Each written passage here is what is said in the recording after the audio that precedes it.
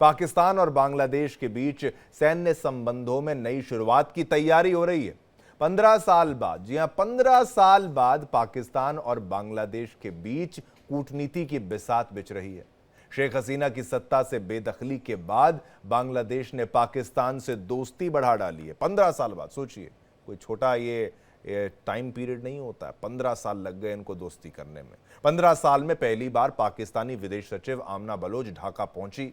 भारत से तकरार के बाद पाकिस्तान पर यूनुस का प्यार जो छलक रहा है, आखिर मतलब क्या है? जो बांग्लादेशी और बांग्लादेश के रहनुमा पाकिस्तान का नाम तक लेना नहीं चाहते थे, बांग्लादेश में तख्ता पलट के बाद जिस तरह से दोनों देशों के बीच मेल मिलाप से लेकर बधाई का दौर चल रहा है, मैं कहूँगा इश्क चल रहा है एक तरीके से, इसके पीछे बहुत कुछ छिपा हुआ है। पाकिस्तान की विदेश सचिव अमीना दोनों देशों के बीच विदेश कार्यालय परामर्श यानी FOC के लिए बांग्लादेश पहुंच चुकी हैं।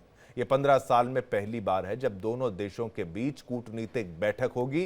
कहा तो जा रहा है कि बांग्लादेश और पाकिस्तान के राजनयिक संबंधों में नई इबारत लिखी जाएगी, लेकिन शायद ये बांग्लादेश भूल चुका है या उसकी आंखों पर जो धूल जमा है बहुत जल्द उड़ने वाला है, लेकिन तब तक बहुत देर हो चुकी होगी। से ये नई नई यारी गद्दार पाकिस्तान उसकी हालत अपने जैसा बना देगा। यानी देखिए, यूसुफ के साथ जो दोस्ती है ये भारी पड़ने वाली है और इन सब के पीछे बड़ी साजिश है।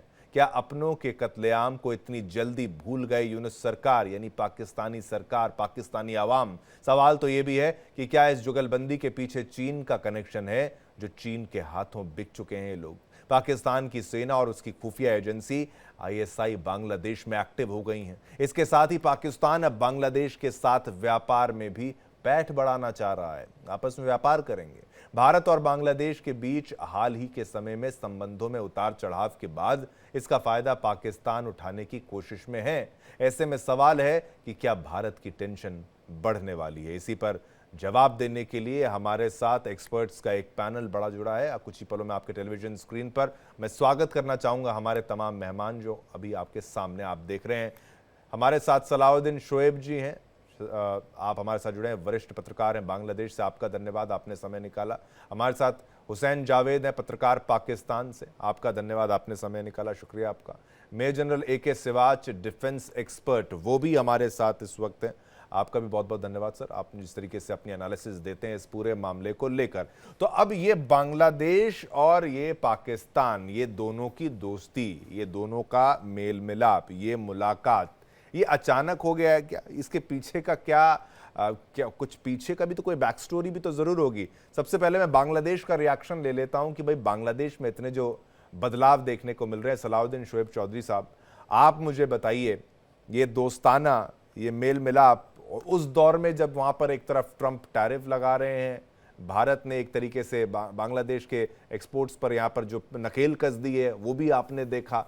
साथ ही साथ ये चीन जाते हैं यूनुस और चीन से कहते हैं कि भाई नॉर्थ ईस्ट ये जो पूरा है ये लैंड लॉक्ड है और हम ही हैं ओशन के सरताज, हम ये समुद्र के सरताज अपने आप को बताते हैं। उस दौरान अब पाकिस्तान का मेल मिलाप होना, हालांकि थोड़ा बैकग्राउंड तो पहले से है, जो विद्रोह हुआ था, लेकिन अचानक से क्या कुछ हो रहा है ये सब?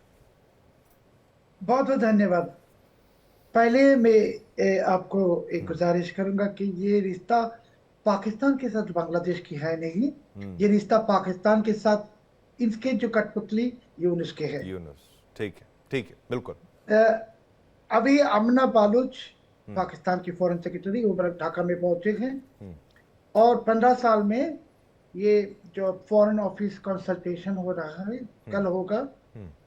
और इसके साथ साथ इस महीने की 27 तारीख पाकिस्तान के डिप्टी प्राइम मिनिस्टर और फॉरेन मिनिस्टर सफदर ढाका में आ रहे हैं।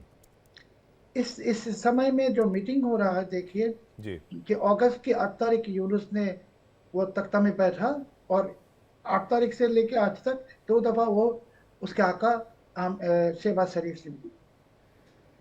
पाकिस्तान के फ्लाई जिन्ना एक प्राइवेट एयरलाइन इसको परमिशन दे दी, 10 दिन में परमिशन दे दी, इतनी जल्दी वो फ्लाइट चालू करेगा।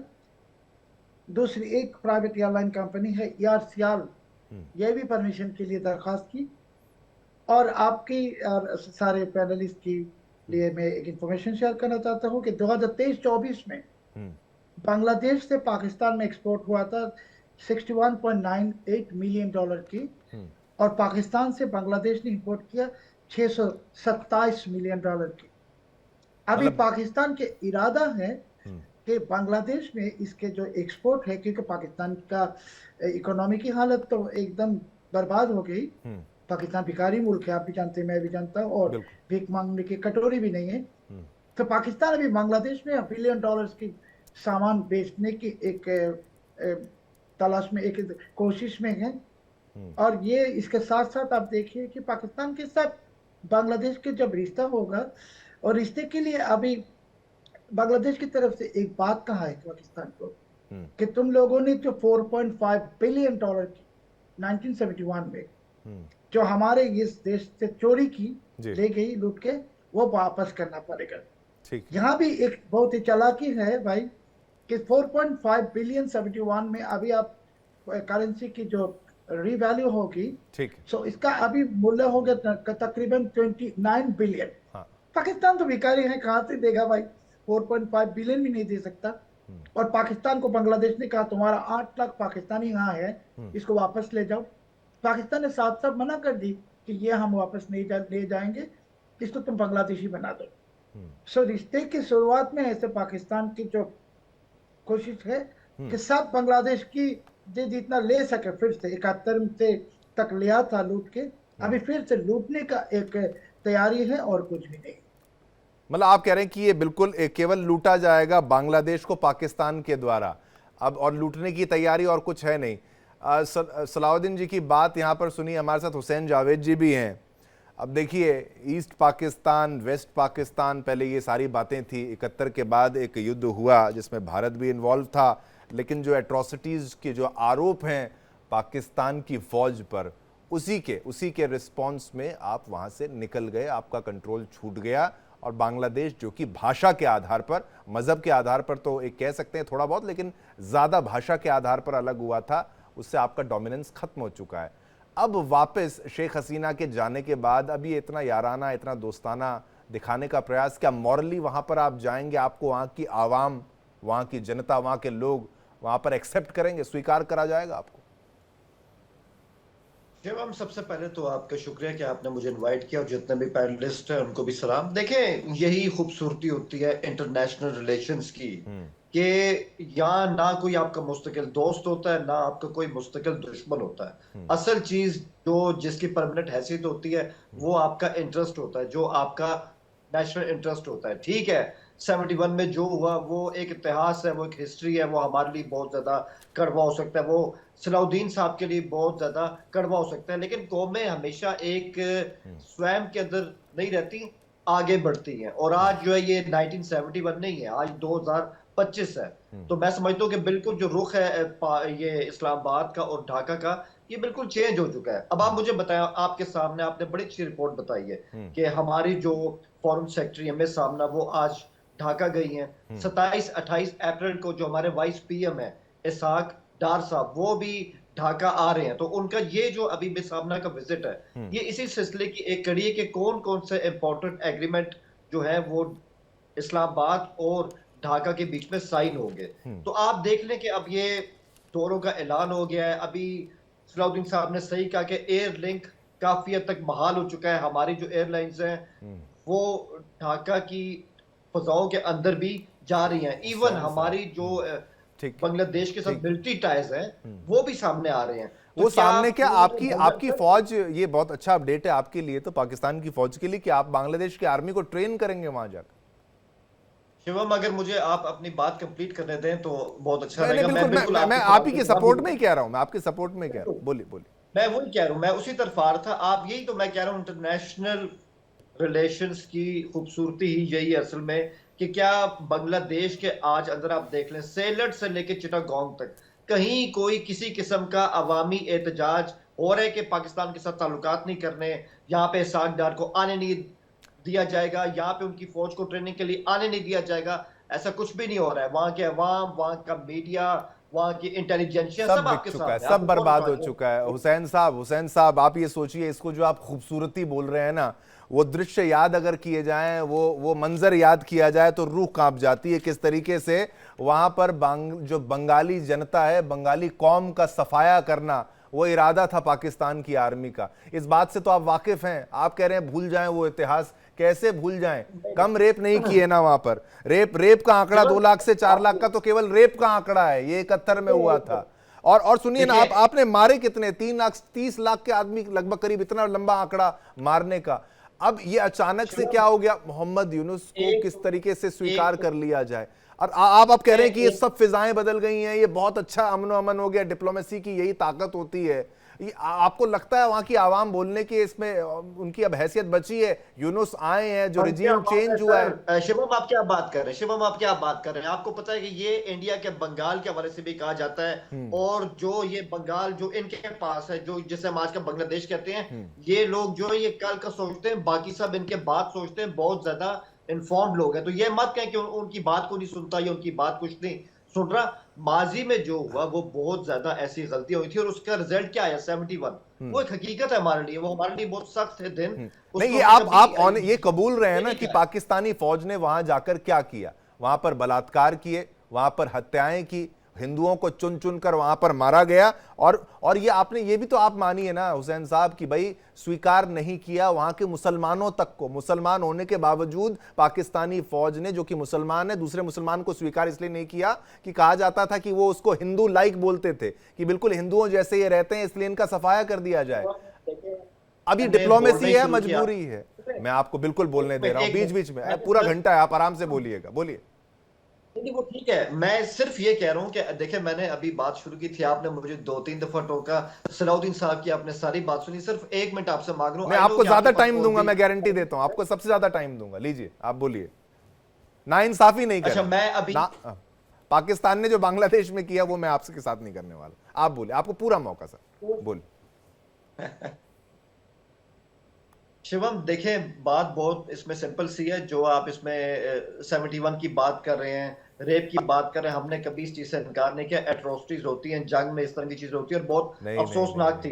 लेकिन अगर आप अपनी ही एक हिंदुस्तानी जो आपकी राइटर है शर्मिला बोस, उनकी किताब पढ़ लेना, तो आपको इल्म हो जाएगा कि बहुत सी चीजें बहुत ज्यादा मैग्नीफाई भी की गई है। आपकी अपनी इंडिया की राइटर है, वो ना पाकिस्तानी है ना वो बांग्लादेशी है। लेकिन बहरहाल ये आज का टॉपिक नहीं है। टॉपिक ये है कि बांग्लादेश और पाकिस्तान अब आगे की ओर देख रहे हैं, ट्रेड लिंक्स के हवाले से देख रहे हैं। और हम ये समझ मेरी बात सुनिए, आप जिस तरीके से कह रहे हैं ना, बिल्कुल ऐसा लग रहा है कि अगर हिटलर हो और इजरायली हो और यहूदी जो है गले लगा ले हिटलर को जाकर, ये कुछ उस तरीके का मंजर का आप यहाँ पर एक नुमाइश दे रहे हैं कि भाई ऐसा हो गया है। नहीं मिल सकते। मैं तो यूनुस को सोचता हूं कैसे ये व्यक्ति ये तो व्यक्ति पुराना है, इसने तो देखा होगा 71 का दौर। ये देख के भी कि भाई कैसे माओ का, बहनों का बलात्कार हुआ, तमाम चीजें हुई, मारे गए, लोगों को गोलियां मार दी जाती थी, वो एक्स्ट्रा जुडिशियल किलिंग, सब कुछ हुआ, फिर भी देख के कितना बिक जाता है इंसान। हुसैन जावेद साहब, इंसानियत के नाते आप मान भी रहे हैं, लेकिन आप अपनी आवाम, अपनी फौज, अपनी सरकार को सोचिए ना, क्या कुछ कर सकती है, फिर जाके फिर कुछ कर देंगे। मेरी बात सुने। आप सारा ब्लेम जो है वो मोहम्मद यूनुस साहब के सर पे डाल रहे हैं कि उन्होंने पता नहीं बंगला अवाम को क्या घोल, अरे बर्बाद कर दिया साहब। शेख हसीना, एक लेडी पीएम बर्दाश्त नहीं हुई इनसे, भारत से रिश्ते अच्छे बर्दाश्त नहीं हुए इनसे। इन पर आरोप है, इन पर कितने करप्शन के बड़े बड़े आरोप है। यही मसला है इंडिया का मसला ये है कि अगर आपके बांग्लादेश के साथ ताल्लुकात खराब हो गए हैं पिछले साल अगस्त के बाद से, जब से हसीना वाजिद गई, आप इसमें पाकिस्तान को दोषी क्यों कह रहे हैं? ये तो आपका डिप्लोमेटिक फेलियर है। मैं हमारा डिप्लोमेटिक फेलियर से ज्यादा ये बंगाली लोगों के लाइफ का फेलियर हो गया है। उनकी जीवन बर्बाद हो गए वहां पर, कैसे चुन चुन के लोगों को मारा, और ये पॉलिटिकल किलिंग्स वहां पर हो रही हैं।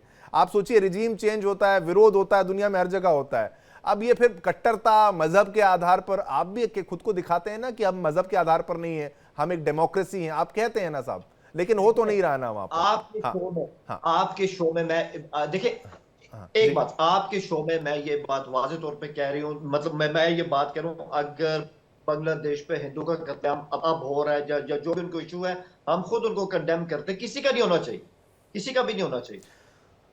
आप जैसा इंसान शायद पाकिस्तानी फौज में भी हो, वहां की आवाम में भी, उनका भी कुछ अगर ऐसा, लेकिन ये आपकी सोच है, आपकी इंडिविजुअल सोच है, वहां पर रिफ्लेक्ट नहीं करती है, वो चीजें सामने वहां पर नहीं आती। सिवाद साहब, चलिए सिवाद साहब, अब ये मुलाकात, ये मिलन, क्या कहा जाए इसको, इश्क का नाम दे दिया जाए, क्या क्या कहा जाए इसको। अब 2010 की बात अगर बताई जाए तो वहां पर बैन था, ढाका यूनिवर्सिटी में पाकिस्तानी स्टूडेंट्स के लिए बैन लगा दिया गया था कि भाई 71 के लिए पाकिस्तान ने अब तक माफी नहीं मांगी, कोई स्टेटमेंट नहीं दिया, क्लैरिफिकेशन नहीं दिया। और आज ये एक तरफ से क्या फूल खिल गए, बर्फ गल गई और गले मिलेंगे फिर दोनों बांग्लादेशी पाकिस्तानी भाई भाई हो गए। ये हकीकत लगती है आपको? देखो शिवम, ये it's a matter of opportunity. कहीं ना कहीं ये सच्चाई है, पाकिस्तान ने जो जेनोसाइड किया था उसकी माफी आज तक नहीं मांगी। और आपने ठीक बोला कि जिस प्रकार से ढाका यूनिवर्सिटी के अंदर 2010 के बाद इनके स्टूडेंट को मना किया कि आज तक ना पाकिस्तान ने इसकी माफी मांगी है। और ये जेनोसाइड वर्ल्ड के अंदर सेकेंड वर्ल्ड वॉर के बाद सबसे बड़ा जेनोसाइड। ये आप बताएंगे कि 5 से 10 लाख के करीब औरतों का रेप हुआ, 25 से 30 लाख लोग मारे गए और 1 करोड़ के करीब लोग पलायन कर गए थे भारत में, नहीं तो उनको मार दिया जाता। आप देखें कि याह्या खान ने क्या बोला था कि मैं इन बंगालियों की नस्ल चेंज कर दूं। ये सच्चाई था, एक परमिट था अपने जवानों को रेप करने का। सिवात साहब, नस्ल चेंज कर दूंगा मतलब इनके लिए जानवर थे, बांग्लादेशी इनके लिए जानवर थे, ब्रीडिंग करना चाहते थे। ये घटिया सोच, ये घटिया सोच। इसलिए मैं कहता हूं हमारे साथ पाकिस्तानी मेहमान जावेद साहब हैं, वो समझ नहीं पा रहे हैं कितनी क्रूर, कितनी आताताई वहां की सरकार, वहां की फौज थी, कितनी खतरनाक वहां की सरकार थी। और वो उनको क्या औरतों का लिहाज, क्या बच्चों का लिहाज, क्या बंगालियों का लिहाज, और अब ये गले मिलना। ये तस्वीर देख के मुझे लगता है बांग्लादेश के लोगों को थोड़ा सा शर्म आनी चाहिए। क्या कर रहे हैं आप अपने पुरखों को भूल गए, उनके बलिदान को भूल गए क्या? सिवात साहब आप कंटिन्यू करिए सर। देखो सच्चाई है कि जब जीना साहब पाकिस्तान बन गया था, ईस्ट पाकिस्तान वेस्ट पाकिस्तान, तो वो ईस्ट पाकिस्तान में 1948 में गए थे शुरू में। तो उन्होंने कहा था 1 कंट्री 1 लैंग्वेज।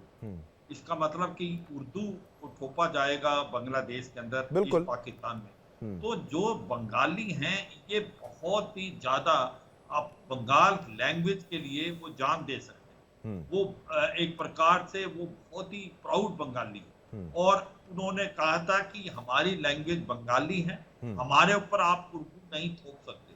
ये पहला बीज था फ्रीडम का। और मुझे लगता है वहीं से स्टार्ट हो गया था कि बंगाली ने देख लिया था कि हम पाकिस्तानियों के साथ नहीं रह पाए। और कहीं ना कहीं पाकिस्तान का एक और माइंडसेट था, वो कहते थे ये जो बंगाली हैं ये हिंदू अलाइक हैं, क्योंकि इनकी जो लैंग्वेज है बंगाली वो हिंदी स्क्रिप्ट से बहुत मिलती हुई, अगर आप देखें। बिल्कुल। अब सच्चाई ये है कि जिस प्रकार से बांग्लादेश को ट्रीट किया ईस्ट पाकिस्तान को, जब पाकिस्तान इकट्ठा था, ईस्ट पाकिस्तान वेस्ट पाकिस्तान से 60% था उसके जो इकोनॉमिक कंडीशन में। उसका जो अगर फॉरेन रिजर्व माना जाए तो 60% की कंट्रीब्यूशन जो थी वो वेस्ट पाकिस्तान की थी और बिनिस्बत ओनली 35% जो थी वो ईस्ट पाकिस्तान की थी। आज अगर मैं हालात बताऊं तो बांग्लादेश का फॉरेन रिजर्व 4 गुना ज्यादा है पाकिस्तान। बिल्कुल। उसकी इकोनॉमी 28% ज्यादा है पाकिस्तान से। और दूसरी बात सबसे इंपॉर्टेंट, जब पर कैपिटा इनकम 2.5 गुना ज्यादा है Pakistan. At one point of time per capita income Bangladesh का भारत से भी ज्यादा हो। बिल्कुल। उनकी टेक्सटाइल इंडस्ट्री ने बहुत अच्छा किया 15 साल में। बिल्कुल। मगर अब दुख की बात यह है, जब से शेख हसीना गवर्नमेंट को इलीगली इन्होंने हटाया है और उसको जाना पड़ा है, और ये मोहम्मद यूनुस को पैराट्रूप किया है, बिल्कुल बांग्लादेश का पट्टा गोल हो रहा है। बांग्लादेश की हालात पाकिस्तान की तरफ हो रही है। पाकिस्तान तो कटोरा लेके घूमता था, तो बांग्लादेश को भी कटोरा लेना चाहता है। सिवात साहब, वो क्या रहा है आज टेक्सटाइल इंडस्ट्री, मैं ये बताऊंगा, टेक्सटाइल इंडस्ट्री जो डिपेंडेंट थी भारत पे रॉ मटेरियल में, आज वहां रॉ मटेरियल नहीं जा रहा। पानी, बिजली, खाना पीना भारत से जाता। उसकी वजह है उसकी वजह है भारत और बांग्लादेश कनेक्टेड है। वहां पर तो आपको सामान ले जाने के लिए पैसा कम लगता है। अगर ट्रेड पाकिस्तान के साथ करेगा बांग्लादेश, तो डिस्टेंस देखा है आपने चिटागोंग से कराची का 7 से 8 हजार किलोमीटर है, वो भारत से तो क्रॉस कर नहीं सकते। तो ये कॉटन को लेने की बात कर रहे हैं बांग्लादेश, कहीं ना कहीं पाकिस्तान से लेगा, उसकी कीमत समझते हैं। तो सच्चाई है पाकिस्तान बांग्लादेश को कुछ नहीं दे सकता, एक ही चीज दे सकता है, टैरिज्म, जिसके अंदर वो माहिर है। जो उसने अपना भट्ठा गोल तो कर ही लिया। तहरीके तालिबान पाकिस्तान कितना बोल्ड हो रहा है, बीएलए फ्रीडम स्ट्रगल लड़ रही है। अब ये जो 4 चीजें कर रहे हैं पाकिस्तान बांग्लादेश के अंदर, रेडिकल एलिमेंट्स का आईएसआई पैर जमा रहा है, और कहीं ना कहीं इन्होंने जितने भी पुराने एक प्रकार रेडिकल एलिमेंट जो जेल में थे वो छोड़ के, मोहम्मद यूनुस के, उसमें अल कायदा के भी लोग, तो ये सच्चाई है। पाकिस्तान जो है बांग्लादेश को एक प्रकार से टेररिस्ट स्टेट बना देगा, और इसको जिस हालात में इकोनॉमी थी वो गिरती जाएगी, और इसका श्रेय मोहम्मद यूनुस को जाएगा। मोहम्मद यूनुस के कंट्रोल में ही नहीं है। जमात इस्लामी बांग्लादेश मुजाहिदीन कर रहे हैं, आईएसआई जो अपने गढ़ जमा रही है, कॉक्स बाजार में वो रोहिंग्यास को एक प्रकार रेडिकल करने की कोशिश कर रहे हैं। और ये जो पाकिस्तान एक नया प्यार मोहब्बत दिखा रहा है बांग्लादेश के साथ, ये बिल्कुल आर्टिफिशियल है, ये नहीं है। इन दोनों देशों के बीच में नहीं हो सकती दोस्ती। और इसी को बिल्कुल बिल्कुल आज तक माफी भी नहीं मांगी हो, औरतों का रेप किया हो, और अभी भी तक वो ये कहते हैं। सिवात साहब, उससे भी तो बुरा ये कि जरा सी सरकार क्या बदली, लोग क्या बदले, तो क्या विचार बदल गए, क्या इतिहास बदल जाएगा? ये लोग जो मिल रहे हैं वो किस आधार पर मिल रहे हैं? उनको ये नहीं समझ में आता कि इतिहास क्या है। माफी तक नहीं, जिस तरीके से आपने कहा, और कट्टरपंथ के रास्ते पर, यानी मजहब की सोच के साथ आगे बढ़ना। देखिए सिवात साहब, पाकिस्तान भी इसीलिए केवल मजहब के आधार पर तो बंटवारा हुआ था, लेकिन वो क्या बंटवारा हुआ था और फिर क्या हुआ वहां पर डेवलपमेंट को लेकर, यही सोच है। ये बांग्लादेश भी उसी मार्ग पर आगे, उसी रास्ते पर आगे जाना चाहता है, और ये बहुत खतरनाक मार्ग है, और वो दिक्कत वहां के लोगों को आएगी। मैं मानता हूं मुसलमान ज्यादा है, हिंदुओं के साथ अत्याचार हुआ, लेकिन फिर भी हम 2 पैसे का सोचते हैं उनके बारे में, हालांकि वो हमारी बर्बादी चाहते होंगे जो कट्टरपंथी वहां पर है। संजीव श्रीवास्तव जी, आपकी भी मैं राय लेना यहां पर चाहता हूं। सभी ने यहां पर अपनी अपनी राय को रखा, लेकिन श्रीवास्तव जी, आपको क्या लगता है, अब ये जो रिलेशंस हैं, इसके पीछे कौन सी ऐसी ताकतें हैं, कौन सी ऐसी सोच है, क्या ऐसे टारगेट्स हैं? चीन का एंगल जिस तरीके से सामने आता है कि भाई नॉर्थ ईस्ट की बात कही गई थी, लेकिन चीन तो भारत से दोस्ती करना चाहता है, वहां से अमेरिका से मार पड़ रही है तो भारत से दोस्ती करना चाह रहा है। यहां पर वीजा की बात सामने आ रही है, रिलेशंस अच्छे करने की बात सामने आ रही है, वीडियोज आ रहे हैं। श्रीवास्तव साहब, देखिए शिवम जी, सबसे पहले तो मैं ये कहूंगा कि जो बांग्लादेश की ये जो अंतरिम सरकार है मोहम्मद यूनुस के नेतृत्व की जी, ये एक गैर निर्वाचित सरकार है, ये इलेक्टेड गवर्नमेंट नहीं है। और एक इलेक्टेड गवर्नमेंट जो नहीं होती है किसी भी लोकतंत्र में, उसे इतने बड़े निर्णय करने का कोई हक नहीं है। जाहिर है कि ये जो निर्णय ले रहे हैं, इतने बड़े फॉरेन पॉलिसी डिसीजंस, वो बांग्लादेश की आम जनता के विल के अनुसार ये निर्णय नहीं लिए जा रहे हैं। ये जो सरकार है, जाहिर है कि जैसा कि सिवा साहब ने कहा, पैराट्रूप की गई ये प्राइम मिनिस्टर हैं, ये इनका एक लिमिटेड मैंडेट था। इनका लिमिटेड मैंडेट ये था कि ये जल्द से जल्द वहां पर कानून और शासन की जो व्यवस्था है उसको सुधारें, वहां पर कट्टरपंथियों के खिलाफ कार्रवाई करें, वहां पर हिंदू कम्युनिटी पर हो रहे हमलों को रोकें, और एक ऐसा वातावरण बनाएं कि जिससे की वजह से जल्द फ्री एंड फेयर इलेक्शंस कराए जा सके। लेकिन ये जो सरकार है, ये अपने मूल जो उसका जो कर्तव्य था, जो मूल इसकी रिस्पॉन्सिबिलिटीज थी, उसके ऊपर उसने कोई कार्य नहीं किया है। और ये जो कट्टरपंथियों को शह देने का ही कार्य कर रहे हैं, जो रेडिकल इस्लामिस्ट अतिवादी आतंकपरस्त ताकतें बांग्लादेश में हैं, और पाकिस्तान की जो खुफिया एजेंसी आईएसआई की जाहिर है कि उसमें पूरी भूमिका है। और बाइडेन एडमिनिस्ट्रेशन के दौरान जो अमेरिका का डीप स्टेट था वो भी एक्टिव था, लेकिन अमेरिका में अब निजाम बदल चुका है, अमेरिका में अब ट्रंप प्रशासन है, तो जाहिर है कि वहां से उन्हें मदद नहीं मिल रही है। लेकिन ये जो सरकार है मोहम्मद यूनुस के नेतृत्व की, ये जाहिर है कि कट्टरपंथियों को शह देने का ही कार्य कर रही है, उनके इशारों पर कार्य कर रही है। और पाकिस्तान जैसे राष्ट्र के साथ जो कि एक कड़वा, जो बहुत ही काला अध्याय रहा है, उसको बिल्कुल दरकिनार करते हुए वो जिस तरीके से संबंध बढ़ाते जा रहे हैं, ऐसे में तो मुझे तो नहीं लगता कि ये वहां की आम जनता का रिप्रेजेंटेशन कर रहे हैं। यदि आप आम जनता के बीच में कोई पब्लिक ओपिनियन सर्वे आज भी करा लें, तो मुझे स्पष्ट रूप से मैं कह सकता हूं कि लोगों के अंदर जो पाकिस्तान को लेकर के जो एक कड़वाहट है, एक जो नफरत जो पाकिस्तान की सेना ने किया उनके साथ, जैसा कि आपने कहा कि बलात्कार लाखों की संख्या में महिलाओं के साथ किया गया, और लाखों की संख्या में लोगों को वहां पे जो है कत्ल किया गया। तो ऐसे में इस तरीके के काले अध्याय को भुला पाना जाहिर है कि किसी भी राष्ट्र के लिए संभव नहीं है। और इसके लिए पाकिस्तान को माफी मांगनी पड़ेगी, हर तरीके की अनुनय विनय करनी होगी और अपने व्यवहार में सुधार लाना होगा। उस तरीके का व्यवहार तो पाकिस्तान ने नहीं दिखाया है।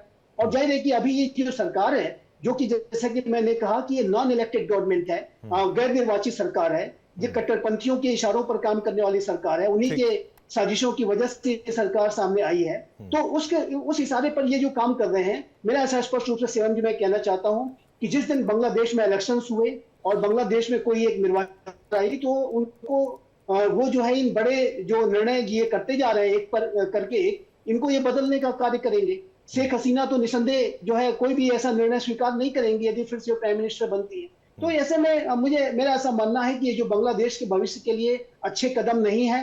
सबसे पहला कार्य तो इस सरकार को ये करना चाहिए था कि वहां पर एक फ्री एंड फेयर इलेक्शंस कैसे कराए जाए, उसके लिए वातावरण तैयार करने का काम करना चाहिए था। जो रेडिकल जो इस्लामिस्ट अतिवादी आतंकवादी ताकतें हैं उनके खिलाफ कार्रवाई करनी चाहिए थी। और जो हिंदू कम्युनिटी पर हमले हो रहे हैं, माइनॉरिटीज पर हमले हो रहे हैं, उनको रोकने के लिए कठोर कार्रवाइयां करनी चाहिए थी। उस पर उसने कोई कार्य नहीं किया। अपने जो बॉर्डर एरियाज का जिस तरीके से अराकान आर्मी वहां पर जो है अपना प्रभाव बढ़ाती जा रही है, और अब ऐसी रिपोर्ट्स हैं कि अराकान आर्मी को रोकने के लिए अराकान आर्मी से ही हाथ मिलाने की तैयारी चल रही है। अमेरिका और अन्य मेजर पावर्स के इंटरवेंशन के आधार पर अपने आप को डिफेंड करने की जो कोशिश कर रहे हैं। जाहिर है कि ऐसे में बांग्लादेश की स्थितियां और अधिक बिगड़ती जाएंगी, मैं स्पष्ट रूप से देखता हूं। और बांग्लादेश का जो भविष्य है बहुत ही अंधकार में दिखाई देता है शिवम जी। और इसका स्पष्ट रूप से कारण ये है कि वहां पर एक नॉन इलेक्टेड गवर्नमेंट, एक गैर निर्वाचित सरकार बड़े निर्णय ले रही है जिसका कोई अधिकार नहीं रखती।